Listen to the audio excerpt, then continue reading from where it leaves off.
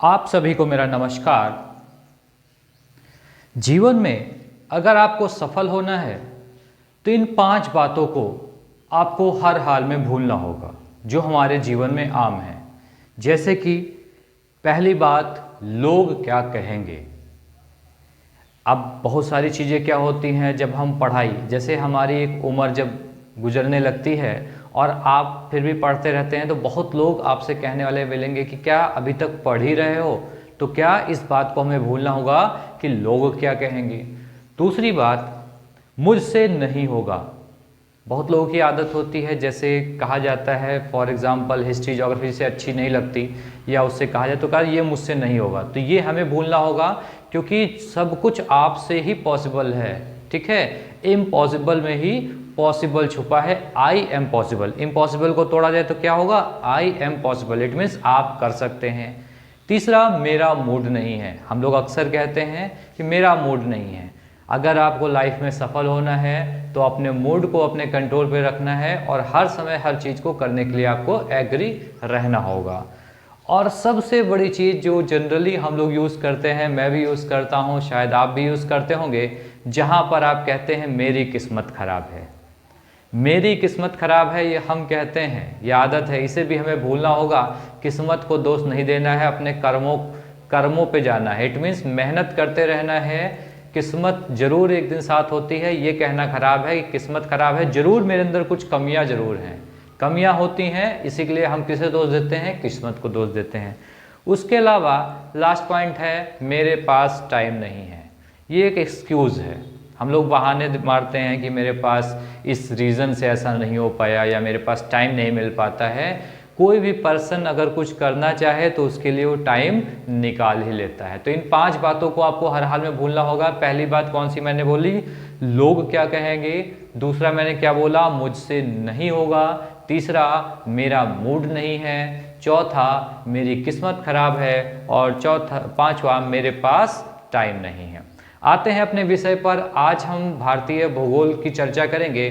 भारतीय भूगोल के अंतर्गत हमने लास्ट में जो टॉपिक पढ़ा था वो पढ़ा था भारत के भौतिक प्रदेश।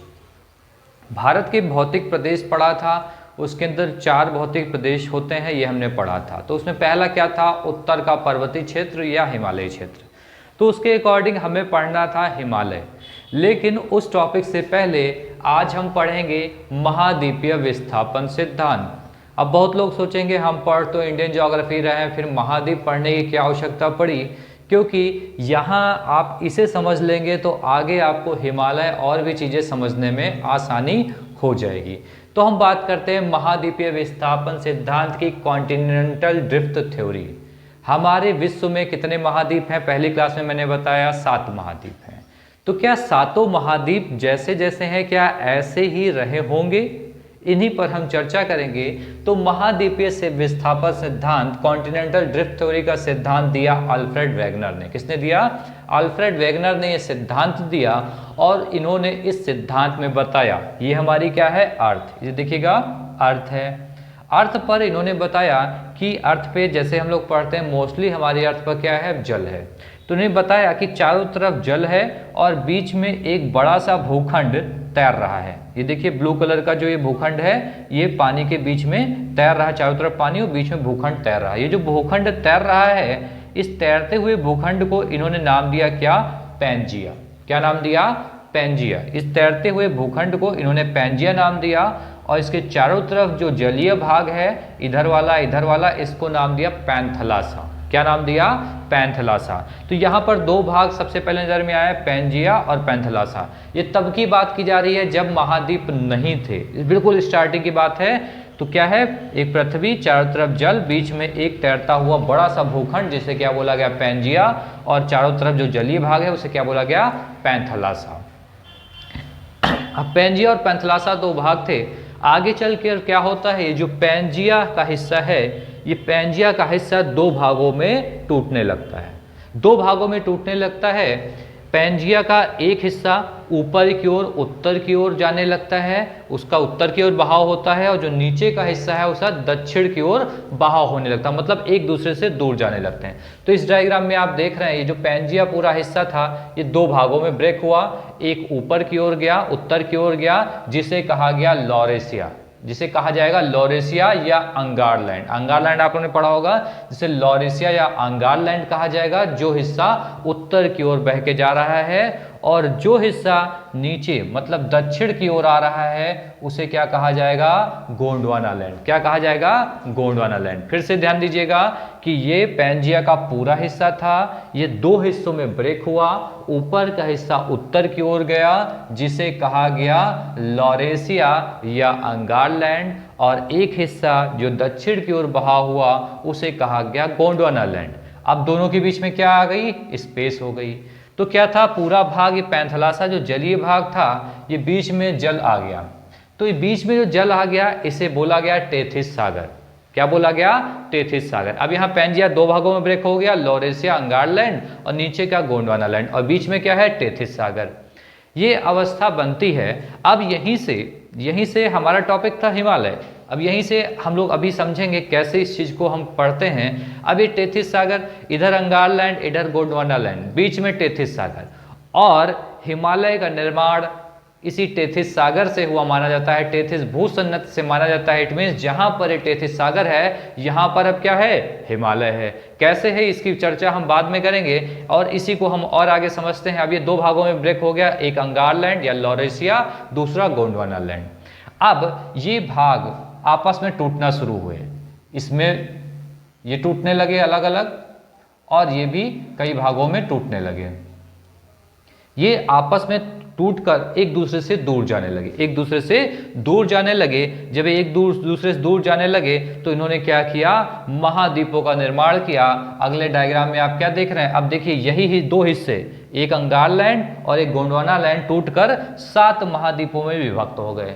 ठीक है, तो अब यहाँ पर एक क्वेश्चन ऑन बनता है। जैसे सबसे अगर हम भारतीय भूगोल की बात करें तो क्वेश्चन बनता है कि भारत का प्रायद्वीपीय भारत किस प्राचीन भूखंड का हिस्सा है। क्या है, प्रायद्वीपीय भारत किस प्राचीन भूखंड का हिस्सा है। तो देखिए जो हमारा प्रायद्वीपीय भारत है उसका निर्माण गोंडवाना लैंड से हुआ, वो नीचे वाले हिस्से से हुआ। तो देखिए ये यहाँ पर भारत है तो इसका निर्माण किससे हुआ, गोंडवाना लैंड से। अब बात करें कौन कौन से महाद्वीपों का निर्माण गोंडवाना लैंड से हुआ या किसका, अंगारलैंड से हुआ। तो हम पहले बात की कि जो पैंजिया था दो हिस्सों में ब्रेक हुआ, लॉरेशिया और अंगारलैंड, नीचे क्या हुआ, गोंडवाना लैंड। तो हम बात करते हैं कि क्वेश्चन सपोज डैट कि बने तो यहाँ पर जैसे उत्तरी अमेरिका किस प्राचीन भूखंड का हिस्सा है, तो देखिएगा लॉरेशिया और अंगारलैंड से जो ऊपर का हिस्सा है इससे किन किन महाद्वीपों का निर्माण हुआ, तो उत्तरी अमेरिका। उत्तरी अमेरिका का निर्माण किससे हुआ, अंगारलैंड या लॉरेशिया के प्राचीन भूखंड से। यूरोप का निर्माण किससे हुआ, लॉरेशिया या अंगारलैंड से। यूरेशिया का निर्माण किससे हुआ, अंगारलैंड या लॉरेशिया से। उसके बाद गोंडवाना लैंड, इट मीन्स जो नीचे वाला हिस्सा था पैंजिया का निचला हिस्सा जो दक्षिण की ओर बहाव था, ये पूरा क्या है, गोंडवाना लैंड। गोंडवाना लैंड से किसका किसका हुआ, एशिया का, अफ्रीका का, दक्षिणी अमेरिका का, ऑस्ट्रेलिया का, अंटार्कटिका महाद्वीप का। ठीक है, तो इन चीज़ों से आपने देखा कि यहाँ पर कैसे कैसे इनका महाद्वीपों का निर्माण होता है। इसी पैंजिया के दो भाग ब्रेक होते हैं, एक कौन सा, अंगारलैंड, गोंडवाना लैंड। इन्हीं दो प्राचीन भूखंडों से 7 महाद्वीपों का निर्माण होता है। ठीक है, तो फिर से आप जल्दी से देखिएगा कैसे हुआ कि दो भाग हैं, एक पैंजिया तैरता हुआ भाग, बड़ा भूखंड पैंजिया और बाकी का हिस्सा पैंथलासा। फिर पैंजिया दो हिस्सों में ब्रेक होता है, ऊपर की ओर जो बहाव होता है वो क्या कहलाता है, लॉरेशिया या अंगारलैंड, नीचे की ओर जो है उसे क्या कहेंगे, गोंडवाना लैंड, और दोनों के बीच में क्या है, टेथिस सागर है। फिर इन्हीं दो प्राचीन भूखंडों में तोड़ मड़ोड़ होता है, ये दोनों फिर टूटते हैं और ऊपर का हिस्सा टूटता है तो इन महाद्वीपों का निर्माण होता है, और नीचे का गोंडवाना लैंड टूटता है तो इन महाद्वीपों का निर्माण होता है। इससे बहुत सारे इंपॉर्टेंट क्वेश्चन आपके बन जाते हैं, जैसे महाद्वीपीय सिद्धांत किसके द्वारा दिया गया, या फिर बात करें कि क्वेश्चन यही बन जाए कि हमारी पृथ्वी पर जो स्टार्टिंग में तैरता हुआ बड़ा भूखंड था वो किस नाम से जाना जाता था, पैंजिया।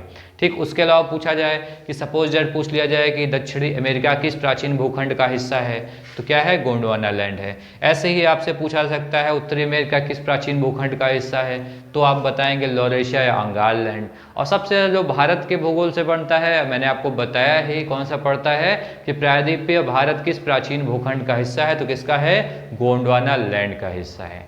इसे आप अच्छे से पढ़ें, इसे ड्रॉ करें, डायग्राम बनाएं, और जो मैंने आपको बताया कोशिश करें अगर डायग्राम से आपको कम समझ में आता है तो डायग्राम के साथ में आप चीज़ों को लिखें, साथ में मेंशन करें और अच्छे से समझें। अगर कोई चीज़ आपको नहीं समझ में आती है तो आप कमेंट करके बताएं, मैं पूरी कोशिश करूंगा कि आपका ये टॉपिक पूरी तरीके से क्लियर हो, क्योंकि ये टॉपिक आगे के लिए आपके लिए इम्पोर्टेंट बनेगा। जैसे अभी हम हिमालय पढ़ रहे थे, हिमालय पढ़ना है तो देखिए इसी टेथिस सागर से, मतलब टेथिस भूसन्नत से ही हिमालय का निर्माण हुआ। इट मीन्स जहाँ पर ये टेथिस सागर है यहाँ पर आज क्या है, हिमालय है। तो इट मीन्स कहीं ना कहीं एक दूसरे से कनेक्टेड हैं। तो अगली क्लास में हम क्या पढ़ेंगे, हिमालय की बात करेंगे, हिमालय का निर्माण कैसे हुआ, या फिर हम बात करेंगे हिमालय का विस्तार कहाँ से कहाँ तक है और हिमालय किन देशों में विस्तृत है। इन सब पर चर्चा करेंगे अगली क्लास में। अच्छे से आप पढ़ें। आज के लिए इतना ही, बहुत बहुत धन्यवाद।